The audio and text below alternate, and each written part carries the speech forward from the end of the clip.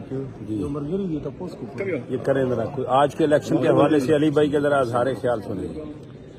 देखिए, किसी चीज़ का मज़ा नहीं है जब तक खान साहब बाहर नहीं आते। ये इस कौम की मैं समझता हूँ बहुत बड़ी एक बदकिस्मती होगी जितना टाइम खान साहब का अंदर गुजर रहा है, क्योंकि वो एक हीरा है और वो एक इंसान है जिसने फना होना है। तो जितनी जल्दी वो बाहर निकले और अपनी उस कुर्सी पर बैठे, वो जो उसका हक है वज़ीर आज़म की, और उसकी नाम की चिट आज भी मेरे पास पड़ी हुई है। तो इंशाल्लाह खान साहब निकलेंगे और दोबारा वज़ीर आज़म बनेंगे। जहाँ तक आज के इलेक्शन का ताल्लुक है, स्ट्रॉन्ग मैसेज इमरान खान ने दिया है।